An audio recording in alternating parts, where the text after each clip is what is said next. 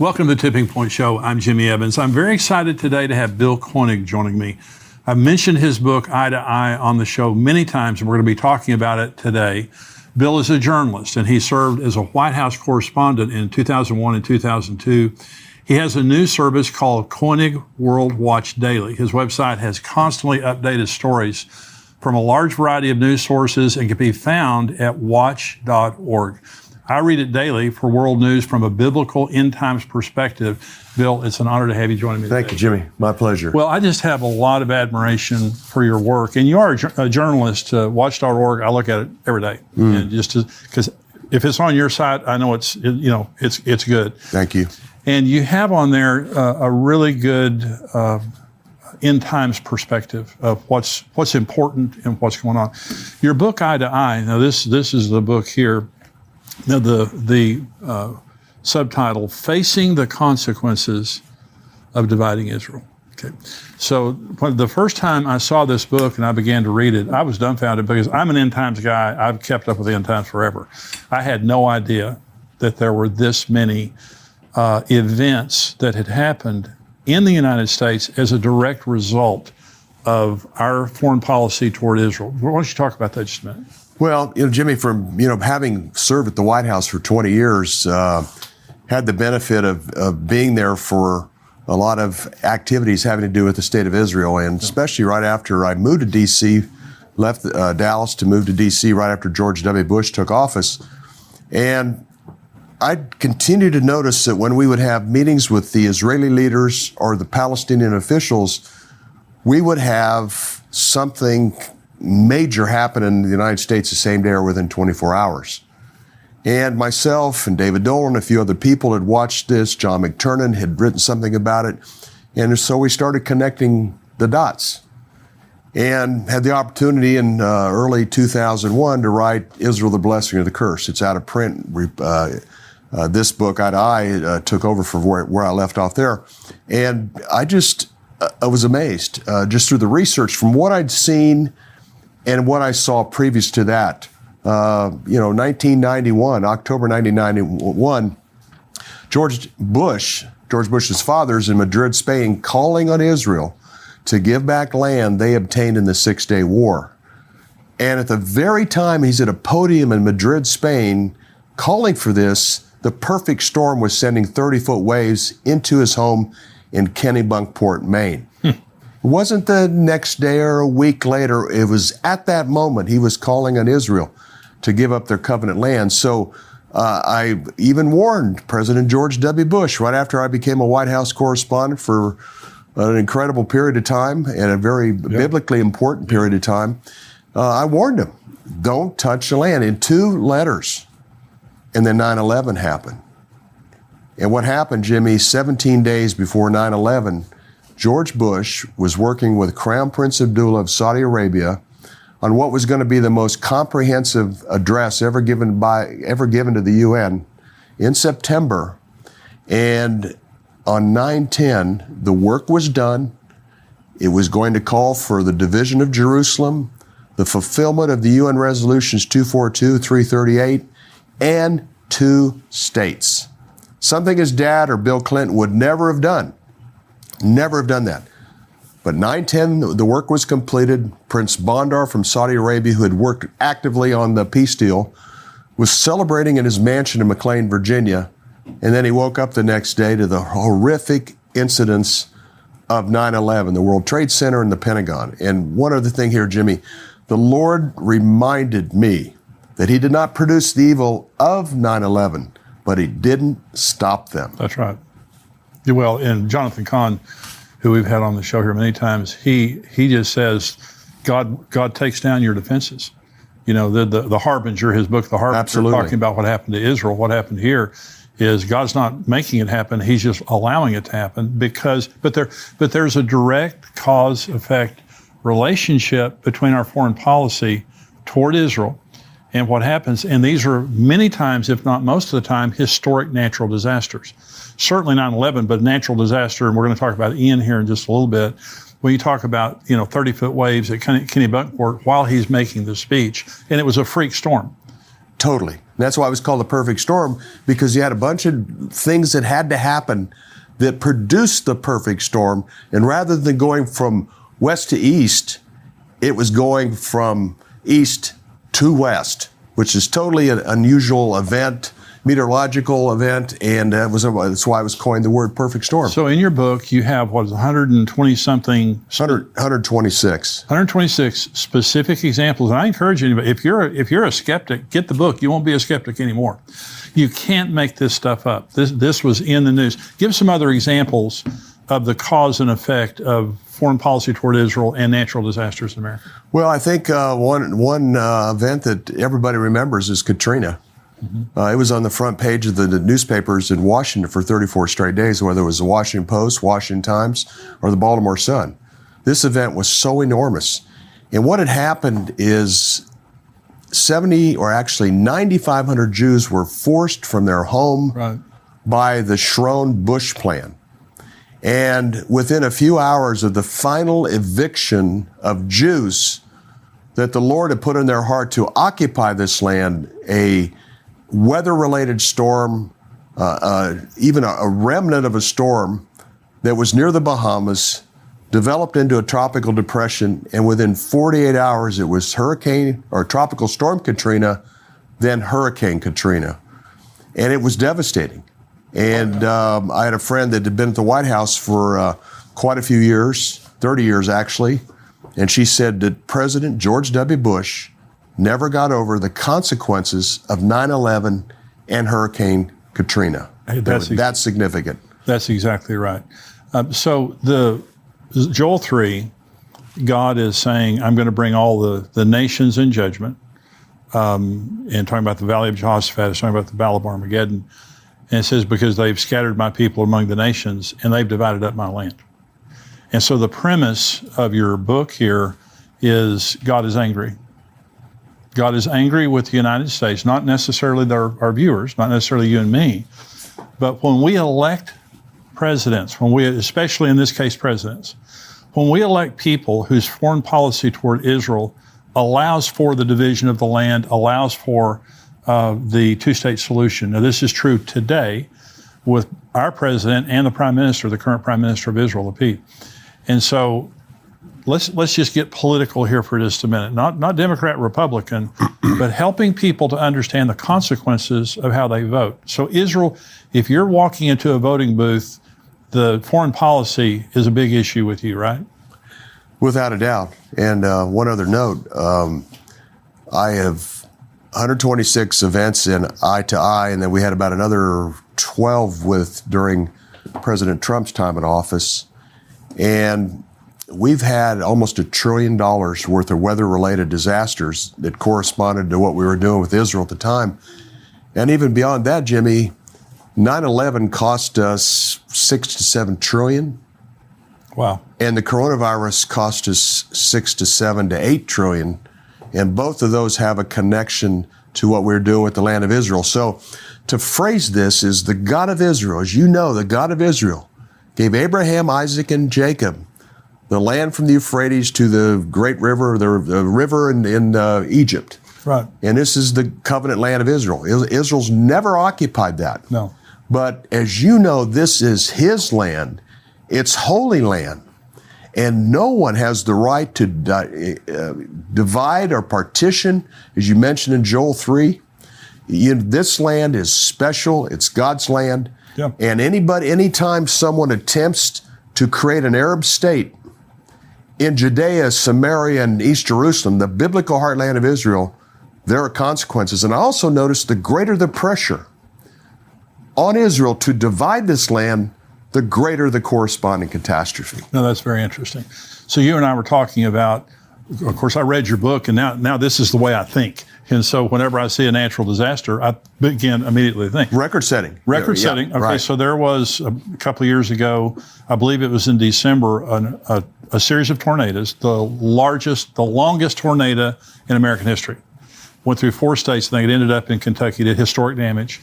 At the exact same time, the Biden administration was trying to force the Jews to stop building settlements in East Jerusalem. And we also know through President Biden's recent trip to Jerusalem, he went to East Jerusalem, would not allow Israelis to go with him. He openly declared he's for a two-state solution and for giving East Jerusalem to the Arabs. And so, again, we're going to talk about Ian here in just a minute, but we're seeing historic natural disasters happening still in America directly related to the foreign policy of America. And I might add, Jimmy, because a lot of your audience is very appreciative of all the things that President Trump did for our country and also for Israel. Right. And I had the opportunity recently to interview Ambassador Friedman in Israel, and I mentioned we've never had a more pro-Israel administration. No. Mike Pence, Mike Pompeo, Nikki Haley, John Bolton stood for Israel at the International Criminal Courts. Friedman, a biblical scholar that can speak Hebrew, that knows the Tanakh or the Old Testament quite well. Oh. And I mentioned that President Trump did more for Israel than all our presidents combined. Yeah. He moved the embassy to Jerusalem when others promised that. He got out of the Iran nuclear deal. He acknowledged Israel's sovereign right to the Golan Heights, which is critical, as you know, for their defense. Yeah. Secretary of State Pompeo said the settlements are not illegal in Judea and Samaria according to the San Remo Agreement of 1920. Wow. Defending Israel at the International Criminal Courts. We'd never had an administration like this. And we tried. We did a lot to try to persuade President Trump not to get involved with the land, to divide the land. Hurricane Harvey was his first supernatural disaster that hit Houston, or hit the southern part of Texas very strong in Houston. And I thought, well, what was happening at that time? And I found out that Jared Kushner, really the architect of the Trump-Israel plan, Sure. He was in Qatar, he was in Jeddah, Saudi Arabia, he was in Abu Dhabi, United Arab Emirates, he was meeting with Egyptians or Jordanians on what Israel was going to agree to in order of having the deal of the century. And then Hurricane Harvey developed out of a remnant down in the Gulf. So was there a part of what he was trying to do that would take the land away? Oh, absolutely. He was trying to get the Arabs to go along with his plan, which was going to call on Israel to give up 70 to 80% of Judea and Samaria. Right. The biblical heartland of Israel. So absolutely, because it was not obvious. I had to dig through Arab press, and I did a lot of reading. I go, this storm, has to have been something that was taking place with Israel's land at the time of this Hurricane Harvey, because it was such an unusual storm, developed out of a remnant, similar to Katrina. It just kind of developed. Yeah. It wasn't from the Caribbean or off the west coast of Africa. It was very unique. And then I found that out, and we lobbied hard. You know, President Trump, don't do it, don't get involved, don't push, and we pushed hard. But there was also others that were within the Christian community that were excited about the Kushner-Trump peace plan. Well, and Jared Kushner had a huge amount of influence on Trump in that area, enormous in that arena. Absolutely. So you quote Zechariah on your website, watch.org. Zechariah 12, that God's going to make the Jerusalem a burdensome stone. Absolutely. And anyone who tries to touch it is going to be cut in pieces. Do you believe that we're living in that day, obviously, where Jerusalem has become the international issue and to those surrounding nations? No doubt about it. And I think, Jimmy, what's fascinating about all this, despite our president's errors, they are just accelerating final day events to the conclusion of an eventual peace deal. When I talk to audiences, I said, Bush and Clinton and George W. and Obama and Trump all had a biblical prophetic role. And I think what's important, and things really accelerated dramatically, January 28, 2020 at the White House, Trump introduced his plan with Benjamin Netanyahu in the audience, and very supportive of the deal. And he came up with a map that there had never been a specific map from the administration that his people put on Twitter. So 76 million people saw this map. And within about 41 minutes of the map being posted on Twitter, we had a 7.7 earthquake shake the Miami financial district. And usually, it's unbelievable. It is. It's unbelievable. And then that afternoon, according to Peter Navarro, things were breaking loose because of coronavirus. He was telling Fauci and Azar and Mulvaney, the chief of staff, my God. we need to do something. This is going to be a disaster. We need to close the air travel to China, look at closing it to Europe. This is going to be a disaster. They laughed off Peter Navarro. Navarro says, okay, I'm going to put this in memo. Next day, January 29, he put a memo, says this is going to cost 1 million to 2 million lives. Wow. It's going to cost us $3.7, $3.8 trillion unless we do something serious. He wrote it to the National Security Council. Also, President Trump, that day they started their coronavirus planning task force. What also happened, Jimmy, within 24 to 48 hours, every major leader around the world said, no, we have our plan. There's a Trump plan, but we have our plan, the two-state plan. We want a balance between the Israelis and Palestinians. So you had Merkel, and then you had Johnson, and then you had Macron. The Arab leaders, Erdogan and others, so within 20 to 48 hours, along with the Vatican, they all established their position.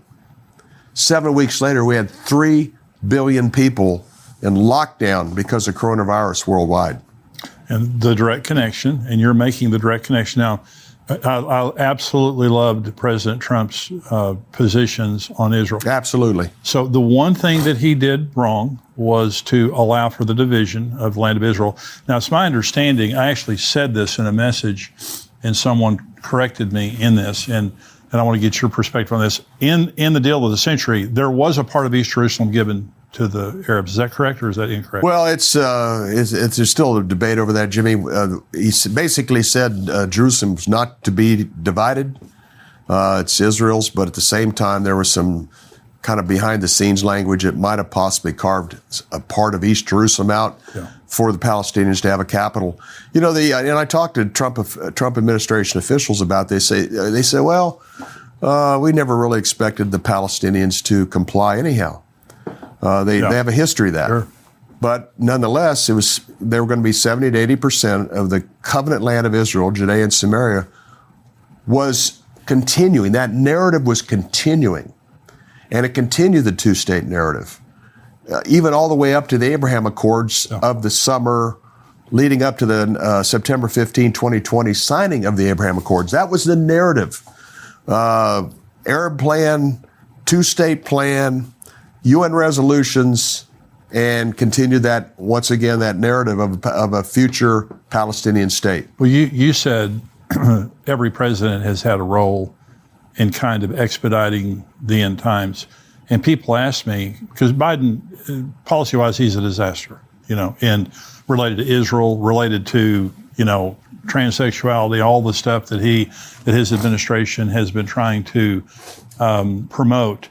But someone asked me, why on earth would the Lord allow President Biden to be elected? Because he had to allow it. It had happened. Well, first of all, we're a democracy. I know we're a constitutional republic, but we elect presidents that way. And I believe that he is expediting end times events very quickly, not in a good way. No, absolutely. Yeah. A couple things here, Jimmy. Coronavirus led to vote by mail.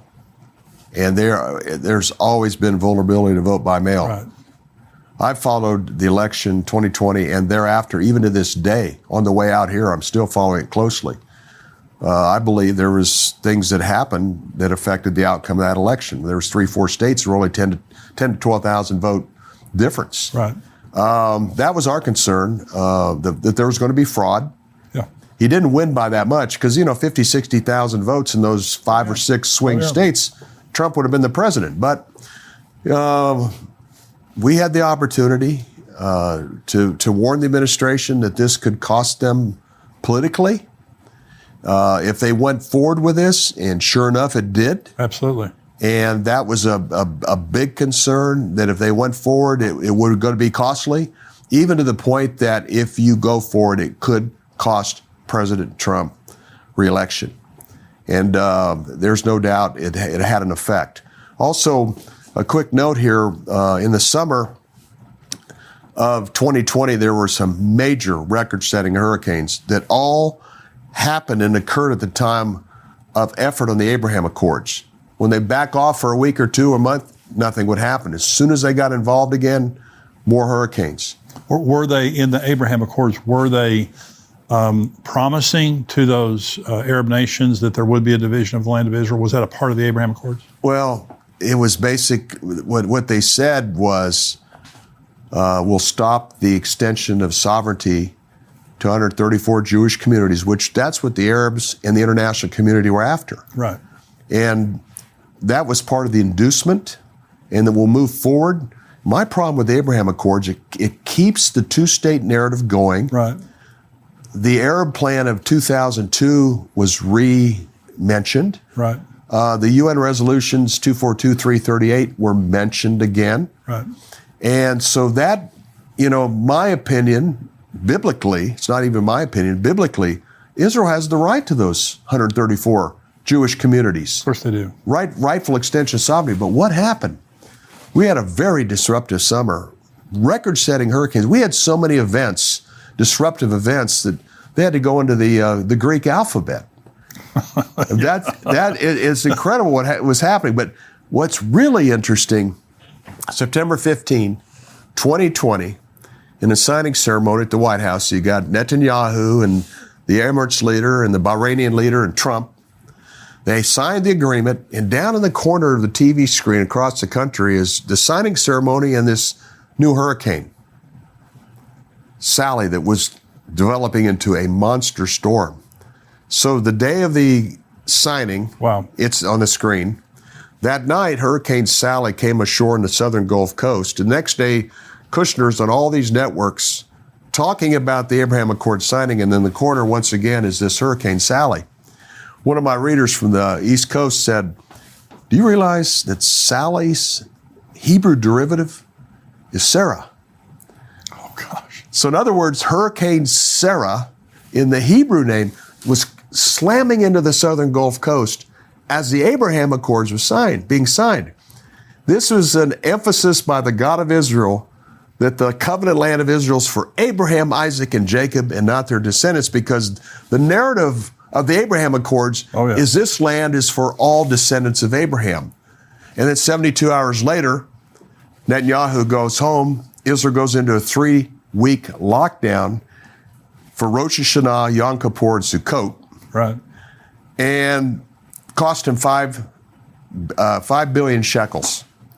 And that was one of the incentives of the Abraham Accord. We're going to make a couple $1 billion US dollars over the next couple of years. Well, they got a bad start because they're out 5 billion shekels right after the signing in the next 3 weeks. Well, one of the things that your book it did for me, and you're just making it even more vivid here, is there's a direct connection between the events that are happening in the world and what's happening in Israel. Israel is the apple of God's eye. Everything, when you go to the Bible, when the Bible says north, it's north of Jerusalem. It's south of Jerusalem. East is east of Jerusalem. God loves everybody. God loves the Arab people. But he has a special relationship with the land and the people of Israel. And so what you're saying is it's a special relationship in two ways. He blesses those who bless Israel. He curses those who curse Israel. And when you're actively working to divide that land, he takes it personally. Now, let me just say, because we're going to start talking about Hurricane Ian, the end of this age happens at Jerusalem. According to Zechariah, according to Revelation, the last scene of this age is the entire world gathers against Jerusalem. If it were not for the United States, the United Nations would have already tried to impose a two-state Absolutely. solution. Yeah. Absolutely. So only of course, now with President Biden, but you also have Lapid kind of on board. But this thing's going somewhere is what I'm trying to say. The entire Bible is focused on the nation of Israel, and prophetically, it's all going to come down to the city of Jerusalem. And so this is a big deal. So Hurricane Ian, and we are very aware, and Bill and I have talked about this, of all the suffering and the damage that's going on in Florida right now. It's horrific, and our hearts are with every person, our prayers with every person right now who has suffered or has relatives or loved ones that are suffering because of this. So nothing that we're saying we want to say in any way that's insensitive to what has taken place. But I want to say this at this time. So I want to talk about the cause and effect here. Let's start with Hurricane Fiona, because there's a connection there, and then we'll talk about Hurricane Ian. September 14th, Biden's Middle East envoy, one of his top envoys, is in the Middle East re-establishing, or not even re-establishing, but reconfirming Biden's total support of the two-state plan. This is September 14. Within a few hours, Tropical Depression 7 formed. This storm became Fiona. Fiona developed, produced a tremendous amount of rain, sat in Puerto Rico and moved on. And then the following week, the UN meetings.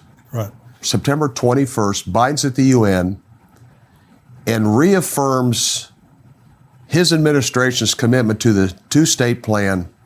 And this is a time to move forward. The next day, Lapid is at the UN and talks about his full support of the two-state plan. Israeli prime ministers don't do that at the UN. Right. And you could hear a collective fury within Israel in the political circles, the fact that Lapid, who'd been influenced by Biden to do this at the UN, and then later that afternoon, Biden congratulated Lapid for his statement about the two-state plan, and then Canada's Trudeau sent out a tweet fully supporting Lapid's comments about two-state. Fiona was working its way into the Atlantic.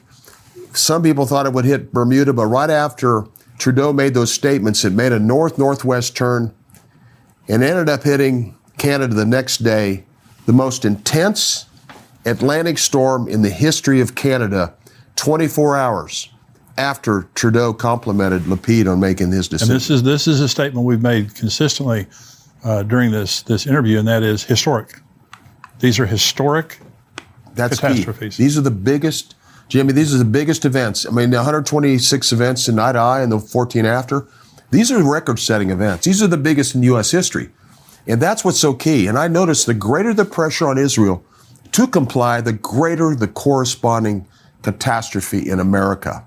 So, and you're a journalist, and this is why I love your information, is because as a journalist, you observe what's happening and report on it. Start seeing the patterns. You're not a preacher. You're not trying to, take the Bible and, manipulate the facts. These are things that have happened that all the world sees. Okay.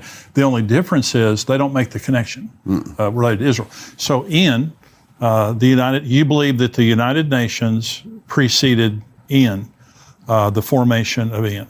Yeah, between Biden and Lapid's comments, and then Biden's full support to the public of Lapid's comments, early, September 23rd, around 5 a.m. in the morning, Tropical Depression 9 forms.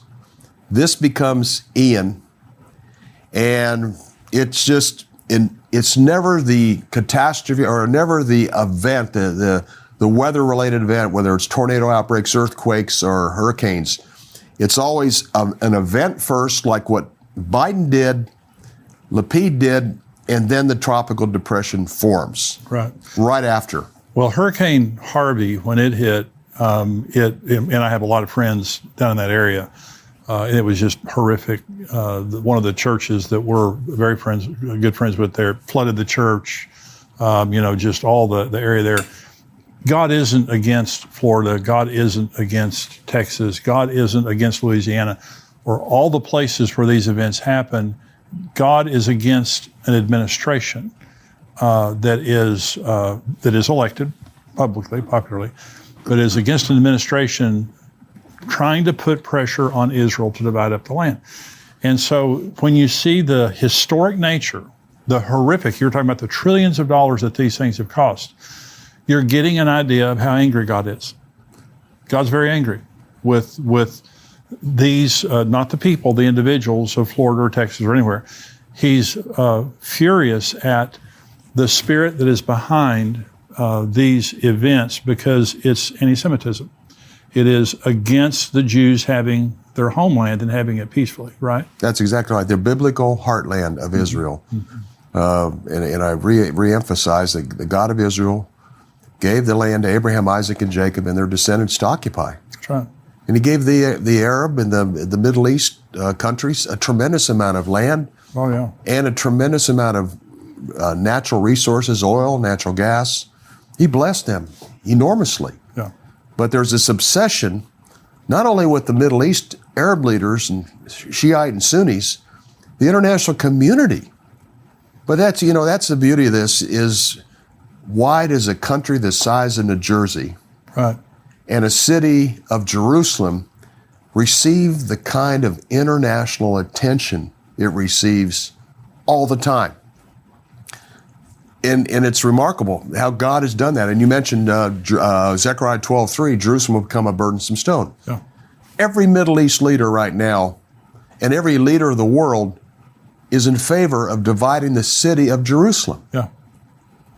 And there's enormous consequences. Is there any other capital in the world where there's any serious discussion of dividing Moscow or dividing Tehran or dividing anywhere else? Only Jerusalem. And the Arabs were not interested in Israel, the land of, back then, Palestine. They weren't interested until Israel was interested. And then everybody starts acting like it's something really valuable. It was a wasteland when Israel came back. Absolutely. And now, every time I go back, and we're going back again in December, every time I go back, it's more beautiful all the time. The Jewish control part. Incredible. It's incredible. So, Bill, watch.org is one way that people, and I really do encourage you to look at his website regularly, because it's just full of really important news. I like the way your website's formatted, because it's simple, but it just gives you really great headlines there. Is there any other way that people need to contact you, or just at watch.org? Yeah, watch.org. And also we're developing a site, reach1billion.com. The site is in place. And the purpose of that is we have 1 billion people worldwide that attend replacement theology churches. Yes, they do. That's 100 million in America. Protestants and Catholics have no understanding of the biblical significance of the days we're living in the state of Israel. And then at watch.org, every Friday I put out a weekly summary of world news that's biblically relevant. It's a subscription. And the key is and it's difficult to keep it to 18 to 20 pages, as you can relate to, Jimmy, but it's just kind of a summary of what's happening Israel, Middle East, biblically related. And then also we focus a lot on domestic issues in the United States that affect us as Christians. Well, thank you, Bill, for being with me. I want you to come back now. Okay? Look forward to it. I know that everybody that's watching this. This is amazing. And, Bible prophecy is empirical. It's measurable. It's tangible. It's not some esoteric type of thing that kind of, you get weird and you kind of have to make it up. Israel exists miraculously for the second time, according to Isaiah 11. They exist. The things that the Bible said would happen in the end times have been happening for 74 years. And what Bill has done in this book, Eye to Eye, I really do encourage you to get this book. If this is something that's interesting to you, let me say this. If you have unbelieving friends or cynical friends, let them read this book, because this is talking about real life issues that are happening right now. These things are happening right now today. And once you've read this book and listened to Bill, it makes you think differently, because when you see these natural disasters that are happening, and then you see what's happening related to Israel, you begin to see there's a direct correlation. And so I do pray for this election that's coming up that people will get out and vote, and that you'll vote according to morals and vote according to values, and not just money and all the things that politicians promise, Republican and Democrat, but vote. And when the presidential election comes up, if we're still here, in 2024, we need to remember that the foreign policy of whoever we elect as President of the United States affects every single individual in a very big way. And when they have bad foreign policy related to Israel, we're all in danger because of that. And so, again, Bill, thank you for being with me. We're going to have Bill back again. Now, we have our subscriber-only portion of the program coming up. I'm going to be answering questions that you guys, subscribers, have written in. If you're not a subscriber, endtimes.com is where you can go. $7 a month, $77 a year. We would love to have you be a subscriber, and you get the entire podcast here. Plus, we have articles and videos that come out all week long talking about end times, talking about things that matter. So if you're not a subscriber, endtimes.com $7 a month, $77 a year. Now, if you are a subscriber, you cannot watch the entire podcast on YouTube. You have to go to endtimes.com or respond to the email that we sent you as a subscriber. So if you're a subscriber, stay tuned.